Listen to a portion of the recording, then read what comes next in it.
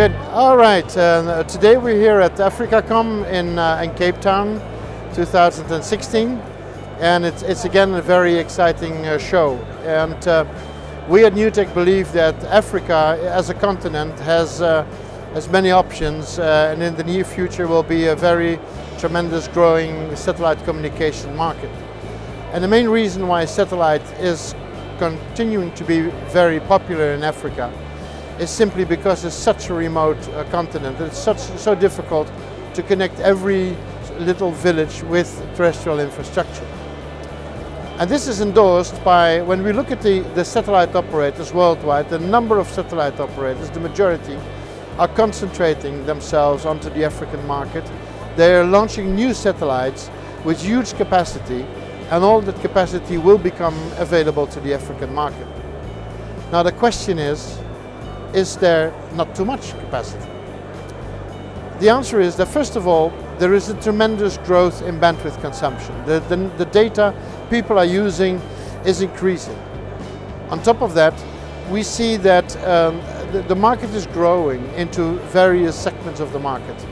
It's not only broadband access, but it's also aeronautical, it's maritime, it's oil and gas, it's so many other market segments.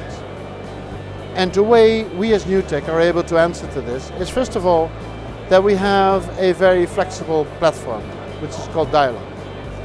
Dialog is able for any operator or any service provider to have a single platform and being able to address all the various vertical markets. And that makes it interesting, because recently I was speaking to an ISP somewhere else in the world saying that, Richard, my business has changed. And it has changed in such a manner that the previous platforms I had, they became obsolete. And I am sitting there with idle platforms. Whereas if I would have chosen for a Newtec Dialog, if I would have had access to a Newtec Dialog platform, the market with the modems would have changed, but at least my capital investment from my platform would still be valid, and I could still operate it and provide different services. So the variety of services is a very important aspect. And by the way, not very long ago we did a survey amongst the top 100, I believe, of our customers, and asked them, what kind of services are you going to offer in the next 5 or 10 years? And surprisingly, only 18% of our customers said, I'll be doing the same thing tomorrow as I've done yesterday. Whereas 82%, slightly above 82% by the way, said I'm going to add new services, I'm going to go into different segments. So I need your flexibility. I need to be flexible in order to respond to the requests of my customers. On top of that, there is a large consumer market in Africa as well. And I was recently, a couple of days ago, at an event where someone from the bank sector said, the market is going to change. Everyone is going to do his banking via the mobile phone.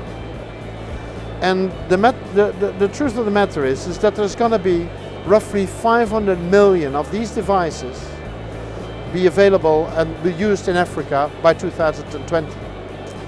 Now, having this device with Wi-Fi ability, if you're not in the reach of 2G, 3G or 4G, you will need to go onto a Wi-Fi hotspot. And the beauty is that all these people that have those devices, one way or the other, they want to go to the internet. Now, terrestrial may roll out to the biggest cities and maybe around the biggest cities. The same for 3G and 4G platforms, they will be rolled out there. But real rural Africa, which is still a majority, there will be nothing else available than satellite. And so Wi-Fi hotspots over satellite are going to be the only means for these people to have access to the internet.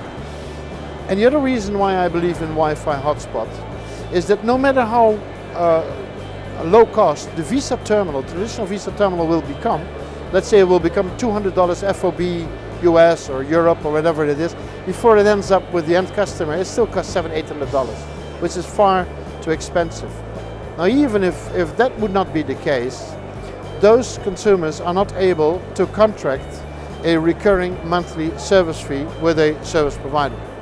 But they have a few dollars or for a rand, whatever it is, to spend. And for that amount of money they're able to spend, they want to be able to buy a voucher or electronically buy the amount of bandwidth they're able to afford. And I think by being able to do that, we're also closing the digital gap. We're providing access to the internet. We will help people to be more educated. And that's simply, I believe, the way forward for the African mass market.